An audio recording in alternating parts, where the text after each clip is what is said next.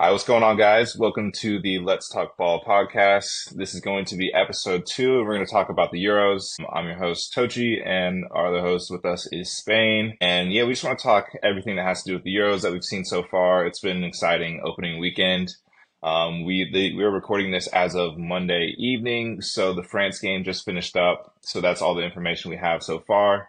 But yeah, I just want to talk through some of the first matches, our big takeaways, and then kind of at the end, we'll wrap up and go through our tournament predictions, who we think is going to win, some dark horse teams, predictions for who's going to win the Golden Boot, player of the tournament, and talk young players of the tournament as well. So, to jump right into it, the first game that opened up the Euros was Germany versus Scotland. Spain, what did you think about this game? I thought it was an exciting game to open up the tournament. Germany came out really strongly. There was a lot to be seen from Germany with how poorly they've been in recent tournaments in the past. But I think they came out really strong, really showed that they came to play. And I think it's really opened it up for an exciting start to the tournament. Lots of goals, which was exciting. International soccer in general is usually a little more low scoring, but the hmm tournament's been pretty high scoring so far. And it was exciting to have Germany start off that strongly with a 5-1 win over Scotland. Yeah, I think I agree. I feel like international football can get a bad rep for being a little bit cagey. No one really wants to take risks, especially in a tournament format like this. But Germany came out and opened the floodgates. I think it helped that Scotland, I mean, they were already getting scored on beforehand, but Scotland picked up the red card as well. Yeah. But yeah, it was really cool to see Germany come out as a host nation and really set the tone for everybody else to follow for the weekend. I think I was really personally intrigued to see how they would set up. I think they've got so much exciting talent on the team between, you got Kai Havertz, who's in great form up top, but then you have Fulkrug, who's the backup number 9. He's been on fire and someone that's making a name for himself. You got obviously Florian Wirtz, Musiala, who's an exciting player. They just have talent really all over the pitch, and I feel like they were a team that wasn't really hyped up too much. I feel like a lot of people have been talking about England, they've been talking about France, but Germany wasn't getting a whole lot of respect, and they really came out and made a statement, which was nice to see. hmm Totally agree. I thought Musiala was especially impressive. The way he can dribble and beat players is really nice. Verts is super creative, and then Havertz I think links really well. Can help build up the ball and just really helps link the team and helps get the team up the pitch. Yeah, so hmm really impressive. And then even in defense, they've got a great keeper in Neuer, really solid defenders around, experienced with Rudiger and hmm Kimmich at right back. Yeah. Jonathan Tah, maybe not as experienced, but still not young. hmm And I thought he paired pretty well with Rudiger. So I think just Germany looks really, really strong. And they're going to be one of my picks to make to the finals with Yeah. England and France being on the other side, assuming all three win their group. Yeah. I totally agree with that. I think I mean, it's kind of crazy when you think about how much talent Germany has between, like, someone that we haven't even mentioned yet is Tony Cruz was pulling the strings from hmm midfield in that role. But you got someone like Kimmich, an experienced player that's providing width and like providing quality balls in from the right flank. I feel like it was just they've got a recipe for success. I feel like Nagelsmann is probably one of the best, if not the best, like manager. Like he's kind of I feel like club managers typically are better than the international managers from what I've seen. hmm And he seems like a guy that could be a top club manager. So the fact that he's managing in the Euros is probably a big deal. And I think that could help them out tactically as they move forward. That's a great point. I think he's like a really strong advantage. Germany has a strong advantage having Nagelsmann as a coach, like you said, versus some of the other managers that aren't as strong tactically, but can like manage just man manage well, Mm-hmm. which I think is some of the downfalls or of international managers traditionally. Yeah. So we'll see how they fare. I forget who they've got next, maybe Hungary or something like that. But hopefully they can keep up the momentum going into the next game. And another game I want to talk about that I thought was really interesting. This was more of a powerhouse matchup of Spain versus Croatia. That one ended up being 3-0 in favor of Spain. It was a really interesting game to me because Spain, I think, looked really, really good. I don't think Croatia looked bad enough to lose by 3 goals, but that's what happened. It's something that can happen to anybody. Mhm. So I thought this game in general was an interesting watch for sure.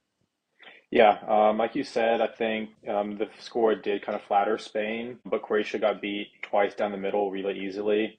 especially on the first goal that led to Morata's nice finish, nice, calm, composed finish from Morata, which you don't always see. But he seems Hmm. like he's going to be in good form for the tournament, which would be a big boost for Spain. But yes, with Spain's similar or the new style that they're working with, kind of led to that direct goal down the middle, playing more directly and having wingers that are more pacier and better dribblers that can be one on one.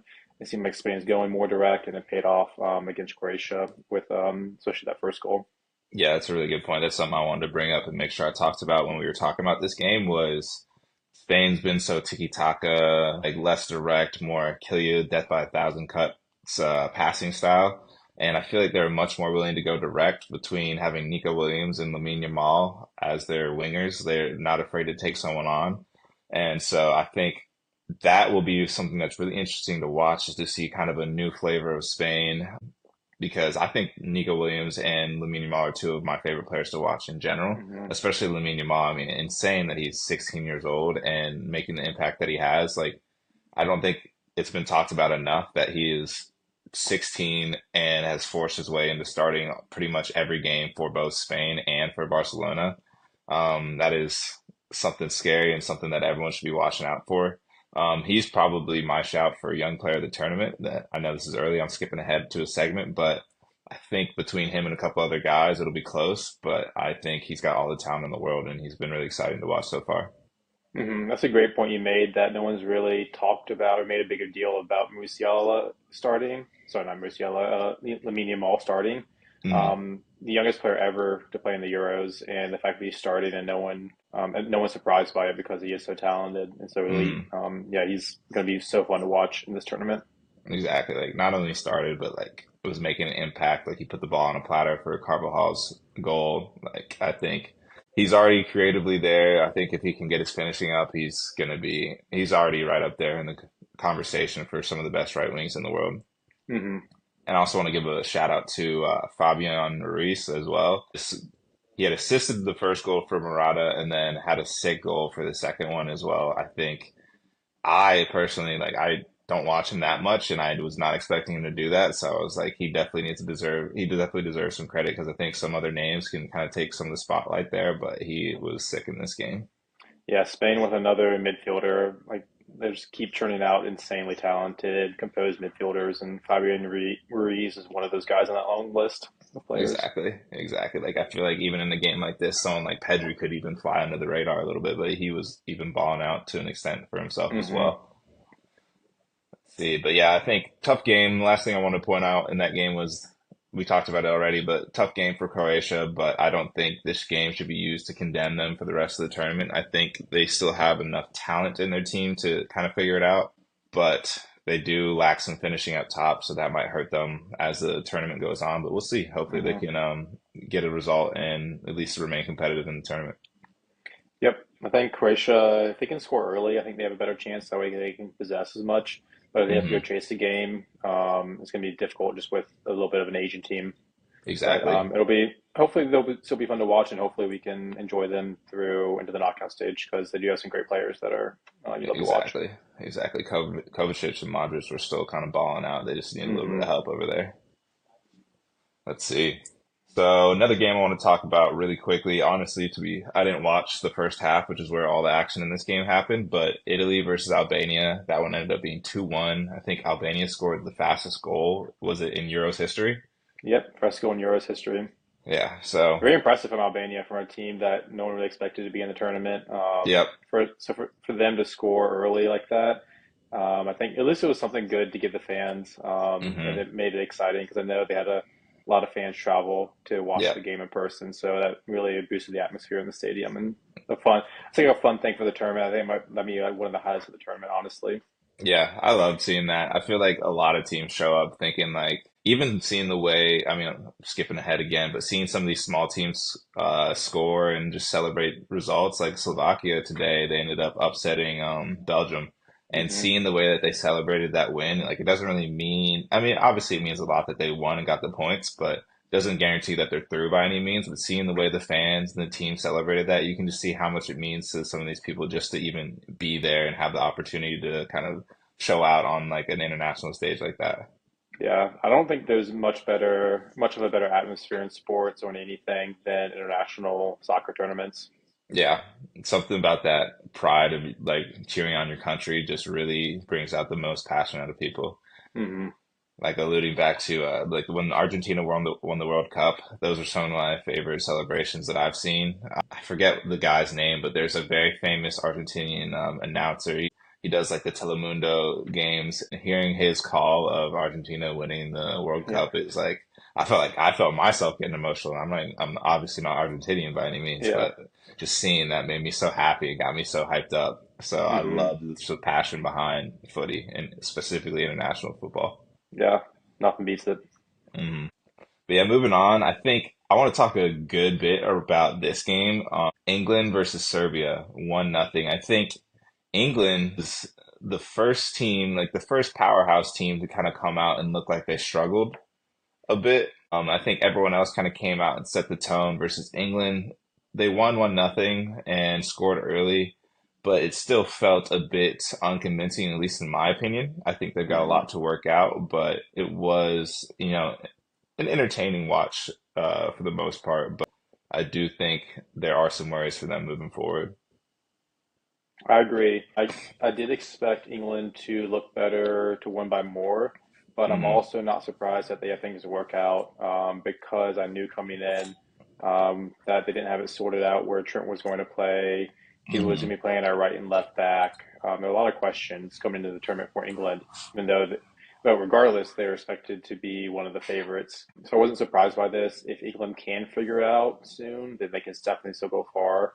But if they can't figure it out, like their system and who's playing where, then it could be one of their Achilles heels. Yeah, I think that's my biggest worry. I'll try not to bore too much of like the tactical stuff, but I just watched that game really closely. I've watched every single one of England's friendlies leading up to this over the last like 6 months to a year. And so you've seen the Trent midfield experiment. I guess there's a few things that I want to call out. There's the Trent midfield experiment. There's Phil Foden and his role and kind of how it affects Kane. And then just the England left side in general. So I guess starting with the Trent midfield, I think he didn't really play poorly. I just feel like what you have to do to accommodate Trent in midfield is kind of interesting.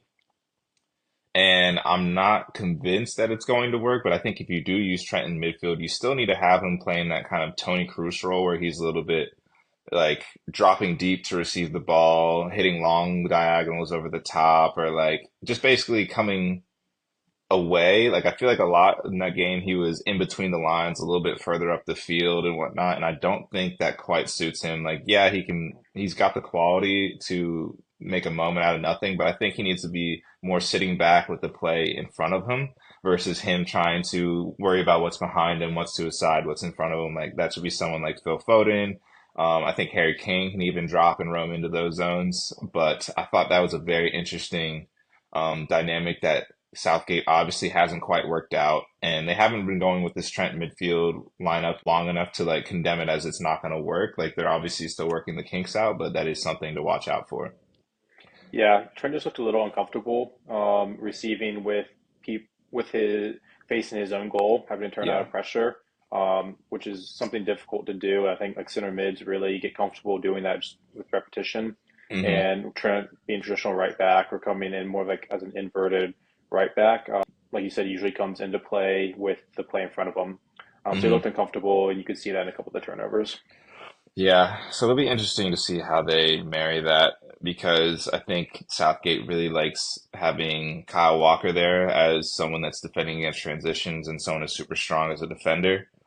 But at the same time, if you could find a way to get Trent in at right back, you can bring someone in like an Adam Wharton or a Kabi Manu that can kind of take more of the build up pressure away from that. Someone that's more used to receiving under pressure and distributing the ball. But I don't know. We'll see. It's early, like I said, and there's still time to work out those kinks. Mhm. Another thing I wanted to point out from this game was I feel like I've been seeing not that I was ahead of the wave, but I immediately after the game was posting about Phil Foden, how I feel like his performance wasn't that great, and him as a fit in general in the team is kind of tough.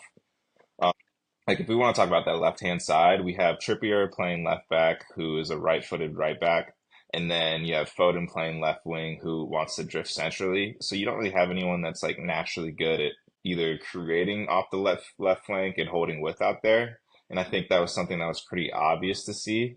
And I don't think it affected the team too badly yesterday, but I do worry that like teams will clue into that and be able to just kind of like be like, okay, all we got to really worry about is this right hand side, like, and you can kind of forget about the left hand side of England.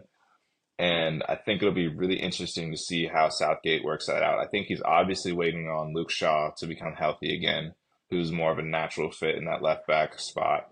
But Luke Shaw, I think I saw a report that they don't want to play him at least until the knockout stages just to be safe. But we'll see if they can't get out of the group, they might be forced to play him earlier than that if they start struggling too much. Hmm. And then specifically talking about Foden, I mean, this is something that I was talking about when I was doing my Premier League team of the or player of the season. I picked Saka over Foden, and the reason I did that was because I feel like Saka takes more responsibility in matches and has less of a tendency to disappear. Like Saka might not put out a 10 out of 10, but I think at worst he's putting out like a 7 out of 10 performance, in my opinion. Versus Phil Foden, a game like yesterday, he can come out and almost be a bit anonymous and seem like he's a bit lost, not really know how to influence the game. But he can get away with that at City and also looks better in a system where he doesn't have to take as much responsibility because Pep does such a good job, like kind of making sure people are in the right places for them. Hmm. And so I just think, moral of my story, I'm rambling a little bit, but moral of my story is I think Phil Foden is not an optimal choice on that left wing, and Southgate is going to be forced to choose something different. It just needs a different dynamic. And if you want to play Phil Foden, I think you have to play him in the 10, and then you got to play Jude Bellingham as an 8 next to Declan Rice. But then that forces Trent out of midfield, and that then becomes the dilemma. Does Trent start at right back because you need to play Trent? Or does Phil Foden go to the bench because you want Trent in your midfield? That's something that Southgate is going to have to figure out, and I think we're going to see that change very soon. Hmm. Yeah, I think that's a great point. Totally agree with what you're saying about Foden going missing in games and being a bit of a luxury player, but he can get away with it at City. I think those are great points. Yeah, I don't really know what Southgate is going to do, but kind of talking to my points earlier, he's got a lot of decisions to make, and it'll be interesting to see what he does. Yeah. It might be a horses for courses thing because he's got so many options. If you need to be a little more steely in the midfield, you could put Manu in there instead of Trent because I don't think Trent is that good defensively, getting around the pitch and covering space. Hmm. But and I agree, and I do think the left wing spot is something that the left side in general does need help because, like you said, Trippier is not going to be doing the overlapping. Foden likes to come in, so is really just going to push too much in the middle and not have enough creativity out wide or keep the width. Yep. And to your point about the middle getting clogged, I think one of the best ways to use Harry Kane is him kind of being able to roam and drop deep himself, receive the ball, turn and carry, or distribute to a runner. Like I feel like you saw that so much at Tottenham where like Kane's drop deep and then you have Son running in behind from that left wing spot. Hmm. And England, I thought this was really interesting when it came to the selections. Obviously, I'm biased because I love Marcus Rashford, but I think that's he would be perfect for that role on that left wing for that reason. And I thought it was a big miss not having him. Hopefully, I mean, Southgate maybe will play Anthony Gordon. I think Anthony Gordon's a great player and can do that role, or maybe an Ollie Watkins or just someone that's used to running in behind. But I think that's something that we will see change, is my prediction moving forward in this English team. But we'll see. It's early, like we said. Southgate can make some adjustments, and it'll be interesting Yeah. to see what he does. Having that ability to bring someone on or just change it up with a starter, with someone that can get in behind, is can be a game changer. You saw when Bowen came on for Saka, one of his first touches, he beat one player, put in a great cross for Kane, who headed it up. Actually, the goalkeeper made a great save, saved it off the Yeah, crossbar. forgot about that. But just seeing that dynamic change of someone that can, and Saka can do that too. But Yeah. Saka's left-footed, so he's usually not crossing with his right as much. Hmm. So when you saw someone that can beat a player, get in behind on their strong foot and put crosses in, you can see how that changes games. So it will be interesting to see how that left wing changes and whether Gordon or someone else gets that opportunity. Yeah. Yeah, we shall see. But in general, just a few performances I wanted to shout out, and then we can move on to the next game. I think Mark Gahey was actually solid in the back. I think he's a player that's been regarded as a really good player, but hasn't really had a time to shine on like a big stage like this. So I think that's good for him. Jude Bellingham, of course, at 20 years old, insane that he's leading and taking the responsibility that he has. Like I think in contrast to Foden. Jude Bellingham is someone I think obviously he benefits from playing in a system like Real Madrid versus City where you're more constricted, but you can see where Jude just recognizes what's needed in the game and he'll go do it. He demands the ball, he takes responsibility and will make something happen. So I thought that was awesome. And then Declan Rice again felt like an unsung hero a bit in midfield. I think he covered a lot of ground and helped cover that defense really well and really hardly put a foot wrong in the game. Hmm. All right, but moving on, just a few more games to cover. The games today were Romania versus Ukraine. That was a surprise, actually. Romania ended up battering Ukraine. It was 3-0. I didn't see most of this game, admittedly, but from what I've heard, it was just a few Romanian bangers, and they were really aggressive defensively and just basically bullied Ukraine from what it looked like. I don't know if you saw anything about the game. No, I wasn't able to watch that game either. But I was surprised. I would have expected Ukraine to win that game. I did see some of the goals, and yeah, Romania had some screamers. Yeah, But other than that, don't have any takeaways from the game. Other than I was a little surprised that yeah, Romania won that comfortably, at yeah. least on the So. score line. It'll be interesting to see how that group shapes out with Ukraine losing so badly, and then apparently Romania hasn't didn't lose a game during qualifiers, which I didn't know. So I think I might have underrated them a little bit coming into the tournament. So we'll see if they can keep being competitive. Next game we've got Belgium versus Slovakia. This is our first major update of the tournament or major upset of the tournament. Slovakia apparently it's the worst upset in Euro history. I didn't know Belgium was ranked number three in the world still, according to FIFA, Yeah, which those is, FIFA rankings, I'm a little skeptical on yeah, always. yeah, because I kind of came into this tournament thinking Belgium was a little bit fugazi personally, but I said in my group message before the game, I said if Belgium, we were talking about a major country hasn't lost yet, and I said if Belgium does some dumb stuff and like ends up going down early in the game, I could see them losing, and that's exactly what happened. They gave up a goal early, trying to play out of the back. Doku just made an ill-advised pass across the Yeah. middle of the field, and or Slovakia was able to take advantage.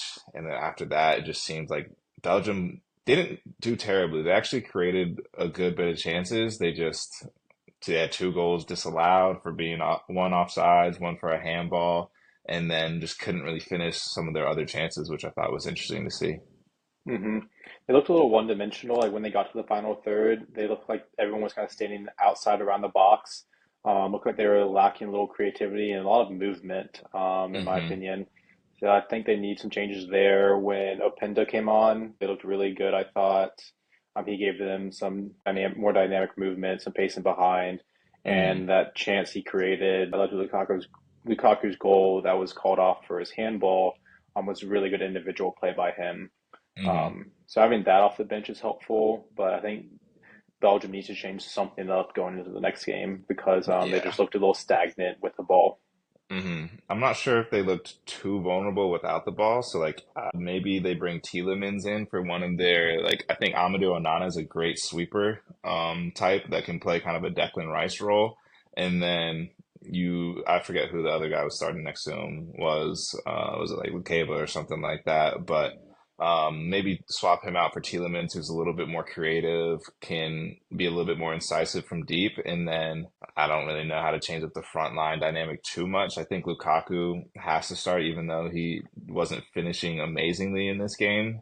And then Doku was dangerous, probably hard to bench him. But yeah, definitely needs to change. I agree with what you said Yeah. about there not being a whole lot of movement. Like I remember even at one point they're chasing a goal. It's late in the game. Kevin De Bruyne has the ball and he's looking up, and it looks like everyone's just kind of standing in spot, like waiting for Hmm. him to do something. Yeah. Honestly, I could see Openda coming in for Doku, even though they're similar-ish players. Hmm. Doku's final ball just doesn't look there right now. Looks like he kind of like dribbles, stops, and then kind of gets a cross off. A lot of times it's blocked or not that great. Hmm. Trossard, I thought, got a couple good shots off at least. Yeah, So I I forgot think he about needs to him. stay on just because he is a good goal scorer, good finisher. I think Mm, he will bag some goals, especially if Lukaku isn't finishing, even though it looks like Lukaku is kind of mm, on it so far in the yeah. tournament. So I wouldn't take out Trossard, but it'll be interesting. Yeah, I forgot about Trossard. I think he's the type of player, like he's just I think his ball striking is so good that like he's one of those players that like he just needs like an inch of space and he can score a great goal like kind of out of nothing. So I think that's Hmm. someone that you kind of want to have on the field for you. Agreed. But yeah, it'll be interesting to see how Belgium bounces back. Like I said, they showed some decent promise, but at the same time, they just look a little bit stale at points. So hopefully they can work out those kinks. But It shout out was to interesting. Slovakia.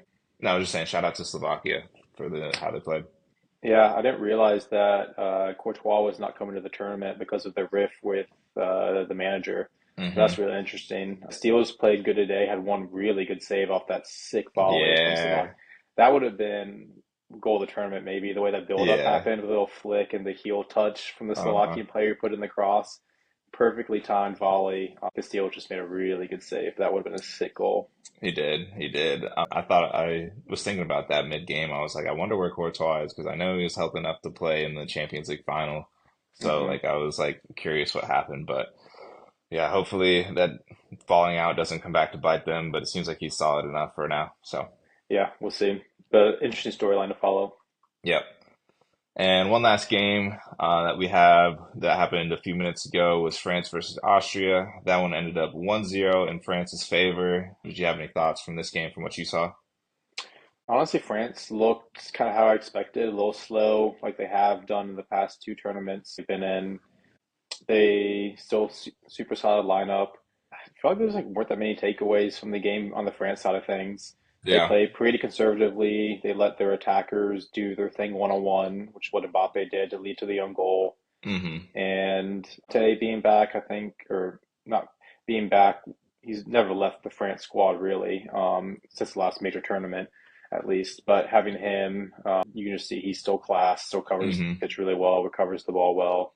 But yeah, not that many takeaways from France. I just thought they looked as I expected, not that exciting. But that's just kind of how they've been in the past two major tournaments. Yeah. And they've got just so much quality that like they can go through a not exciting game and still come out and, get the result going their way. Hmm. I agree. I think seeing Conte out there again, or not again, like you said, but seeing him out there and still contributing at a high level, even after his move to Saudi Arabia, is super nice. Like it's nice to see that he still got it, still got that engine. Hmm. Um, I think it will be interesting to see how France develops. I want to say Austria to me, they looked really good actually tactically. I think Ralph Ragnick is another probably one of the other better managers that is in this competition. Austria, they've got good players for sure. But I think the way he had them set up, like they were pressing really well, they were pressing high and man to man and kind of really trying to speed France up. And they kind of were able to France was okay with sitting deeper and giving up a little bit more possession to Austria. Like I don't think the numbers were that off, but they had Austria just had more possession than I was expecting versus like with the quality difference between them. But that also does play to France's strengths with having Dembele and Mbappe and even Marcus Thuram, like just these transitional threats, Leo Hernandez. So I think they are comfortable and we're ready for that. But that was a really interesting dynamic that I saw there. Like I think Austria honestly, like not that they should feel hard done by the 1-0, but they played really well. I think they could still be a very good team in the tournament, depending on who they get matched up against. Hmm. That's a good take. I think there were more takeaways seeing the way Austria played than the way France played, honestly. Hmm. It Yeah. will be interesting. It looks like Mbappe definitely broke his nose. That looked Yeah. nasty. So it'll be interesting to see if that affects him at all. Hmm. I'm sure he's gonna be wearing a mask, but I saw pictures and it looked pretty nasty. Yeah. A masked Mbappe would be kind of sick if he comes out there Yeah, looking like a Ninja Turtle. like more so than he already does. Yeah, exactly. So that would be awesome. But yeah, that's the run through of all the games. I will say also one thing from this game, neither here nor there, but I was shocked when Mbappe missed that one-on-one Oh chance yeah. as well. I was like I'd be sick to my stomach. I had a friend that he had bet both Lukaku anytime goal scorer and Mbappe anytime goal scorer today, and No, seeing those two goals not go in, I would be, or seeing the Mbappe goal not go in, but then also the Lukaku had two chances, two goals disallowed due to VAR, I would be sick to my stomach. that's brutal. Yeah. But we'll wrap it up here in a second. Just want to run through just some Euro tournament predictions. So I'll start with mine and you can run through yours. So for me, I will say full transparency before the first round of games, my winners were England. I thought they were going to come out and be a dominant force, which I still think they can be, but they just have a lot to figure out tactically compared to some of these other teams. I think if I weren't going to go with England, I will go with I could see Germany. I feel like they're going to be like my second team to root for in this tournament. I think they looked really strong, really dynamic, and just tactically really well set up, just in terms of being able to control the game with and without the ball. So those are going to be my two front runners. France is obviously in there, but I'm going to go England before tournament. After seeing the first games, Germany. And then a dark horse pick for me, which I don't know how dark horse this is. They're still probably like a top 4 or 5 favorite, but I'm going to pick Portugal. I think we haven't seen them play yet, but I think they have an extremely good squad. Their midfield is really strong between Bruno Fernandes, Vitinha, Ruben Neves, João Neves, the young phenom from Benfica. They've got great attackers. It looks like Ronaldo still got it based on what I've seen from some of the friendlies recently. Rafael Leao, like the list goes on and on. They've got talent from top to bottom. So I think they will be a team that can really cause some issues once it comes to the knockout stages. Going for my player of the tournament, I want to talk about Jude. I think Jude Bellingham will be a really important player just based on the way I saw him play in this first opening England match. It seems like he's going to be a part of it, just about everything good that England is doing. And he seems like he's not going to shy away from the big stage. If you already couldn't tell from his opening season with Real Madrid and the way that he helped lead them this year, winning La Liga Player of the Season, and then also coming out and helping them win the Champions League. My golden boot shout is going to be Mbappe. And then my young player of the tournament, I've got a couple that I think could be in contention. I think technically Jude qualifies, but I won't pick him since he is my going to be my player of the tournament. So my other two are going to be between Jamal Musiala and Lamine Yamal. Both super talented, super fun players to watch.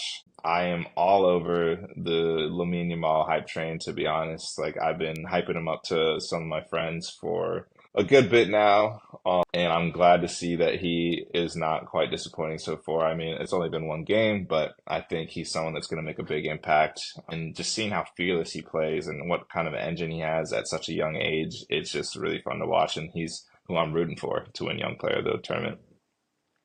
Nice, I like those picks. I'll give you my Euro 2024 prediction picks now. My winner is going to be France. I picked them before the tournament. After the first round, I'm still sticking with France just for their quality and their experience and depth, and having done it before. But after the first round, Germany is a close second for me.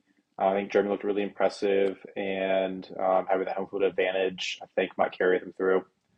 So I'm going to be excited to watch Germany the rest of the tournament and probably and cheering for them too. Hmm. I'm also a big France fan, so I'm going to be cheering for them. But Germany's going to be excited to watch. My dark horse team of the tournament is going to be Switzerland. Nice. Not to win at all, but to have like a long run. I like their experience. Granit Xhaka is one of my favorite players, and they looked good the first game. They looked really solid. They got a really strong spine, and I think they can make a deep run. I think Portugal is a great pick from you to win the tournament, but I'm not going to go with Portugal. I think in whether how dark horsey it is or not, Hmm. but Portugal I think will have a great tournament, and I'm excited to see them play. And I'm honestly, as much as I disliked Ronaldo for most of my life, having watched him, I Hmm. am excited to see him in probably his last major tournament. Nice. Got to give some respect to him. Of course. My player of the tournament and Golden Boot prediction is going to be Mbappe, best player in the tournament on the best team in the tournament. I think he's going to come through unless his broken nose hurts. I think he's going to do it. And then young player of the tournament for me is going to be Jamal Musiala, especially seeing how strong Germany have been. I think they're going to make a long run, and he looks electric. And I think he's going to really be the main guy for them, creative up front, and really help lead them to probably a final, if Yeah, not a Euros win. yeah, I hear you. I hear you. Let's see. Before we wrap up, I kind of want to do some quick power rankings. Let's see. I guess going right back to young player of the tournament. So if you had to rank these five young players in any order, I would say if you had to rank these five players in any order in terms of potential, I would say where would you rank Jamal Musiala, Florian Wirtz, Phil Foden, Lamine Yamal, and then I need one more young player, so I'll throw in Kabi Menu. Lamine Yamal first, being 16, and how good it looks. He's got the highest Hmm. potential. Jamal Musiala second, because I think he's super young and also looks amazing. It's tough from there. 'Cause they're all great. Hmm. And third, I'm gonna go with Phil Foden. Okay. Who we got? Then we got Manu And and then Verts. Verts. Ooh, actually, I'm gonna put Verts at third, Okay. Foden fourth, Manu fifth. Okay. Nice. Um, Manu at fifth. It's hard to say. He just came onto the scene, Hmm. and he's more of a midfielder and less creative, whereas all the other players are more Yeah. goal score creative players. And Hmm. Foden's a little bit older. That's why he's further down on my list because those some of the younger guys on that list have a little more time to grow into themselves and Yeah. get to that top level. Yeah. I hear you. I think, to be honest, my list probably looks exactly the same. Bobby's my boy, so I might put him over Foden just because I'm on a Foden slander train right now. I'm all about the Foden slander. I think a big issue with Phil Foden is this. I think he's a great player. He's a great pocket player, but he's a system player that shines in the right system when the right environments are put around him. I think he is not the type of player that can carry a team by himself consistently through a whole season. Versus, I think some of these other players can take a lot more responsibility. I think Phil Foden is a pocket player that he can receive. He's got a great shot and he can carry a decent bit. Not like long distances, but like he can receive and kind of like carry in tight spaces and then Break get the a shot lines a off. little bit. Yeah, break the lines a little bit. Versus Musiala is a very, very similar player to Phil Foden, but I think Musiala's got a bit better of a dribbling and take on ability, and then has a little bit more of an ability to pass. Like his passing isn't amazing yet, and his finishing isn't as good as Phil Foden, but I think the finishing can come, and then I think he is more of like a creativity hub on his team than Phil Foden. So that's why I would put Musiala above him, and then Verts as well. I think not quite as good at, not quite as like pacey, like bursting off the carry as Phil Foden, but again has a little bit more creativity and influence for his team. But like you said, I would still keep with your order one through five the same. Um, with Yamal being the top, I think he's the GOAT. And then you have Musiala, Verts, Foden, and Kabi. But Kabi, I think once I see a little bit more of him, I could move him above Foden because I think he's someone that can take a lot of responsibility and pressure in big moments as well. Yep, Manu could be a really solid midfielder that you want to just build a team around for 10 years or so, and he could be phenomenal. Yep. See, I think that's it for my hot takes. Like I'm thinking, we'll see. I think one thing we didn't get to touch on, but I think it'll be interesting to see how Harry Kane does in this. I think he came in as someone that could have been a potential Golden Boot winner. Hopefully, I mean, we'll see how England plays. It's too early to tell, but if it's anything like I saw in their first game, I think he may struggle to score as many goals as I thought. But that's neither here nor Mhm. there. We can wrap Were it up. there Yeah. got one more question for you. Were there Yeah. any players that you were either surprised by or think will break through the rest of the tournament after the first round of games? Ooh, that's a great question, actually. One that comes to mind immediately, and I'm sure I'm forgetting some. One was Nicholas Fulkrug for Germany. I think that guy is just a straight up goal scorer. He's like a classic, just you feed him the ball and he will. because danger. Like I think Kai Havertz is great at linking up and being a bit of a target man slash runner and whatnot. But Fulkrug, you stick him in the box and he's going to make stuff happen. So I think he's someone that could actually come out and score a lot of goals for Germany. And it'll be interesting. I will wonder how Nagelsmann, if he puts Kai Havertz to the nine for every single type of game, or if it depends on who they're playing against, like what kind of style they want to play. Yeah, you could see when Fulker came on, he looked determined to score. That first goal he had was emphatic. He Yeah, really caught that well. And then when his second one was ruled out for, I think, offside, he was not happy about it. You can tell yeah, he wants to get his he's hungry. goals. Yeah, He's hungry. exactly. Yeah, I think. My And I was gonna say, I think him. I think. I mean, Bruno Fernandez won't really break out, but I think he's due for a big tournament as well. I want to shout him mhm. out. Yeah, my pick for this is Sesko from Slovenia. Mm, He looked really good. He had two really nice shots from like far outside the box. One banged off the crossbar or the post. But his striking ability looks really great. Everyone's been talking about him in the transfer market this summer. I was hoping Arsenal were going to get him, but it looks hmm. like he's staying this year for RB Leipzig. But Sesko looks really exciting, and I'm excited to see him in Slovenia the rest of the tournament. Yeah, that's a great shout. I forgot we didn't really touch on him or their game, and I also want to. I think. I mean, we'll see how it goes. Denmark, I think, is another dark horse team. I think they have a great Mhm. team and a lot of like just right players in the right positions right now. I think Rasmus Højlund in playing a different role where he doesn't have to do like the slave ship that he does at United can also make a big impact. So that's going to be a player to watch out for as well. Yeah, Nice, good shout. nice. You got anything else Euro related? Nope, I'm just excited for the rest of the tournament. It's been fun so far. Like I said, I'm really excited to watch Portugal and excited to see Hmm. where the tournament goes. It's like Yep. fun times. Yep. Same here. Same here. So we will wrap it up with that.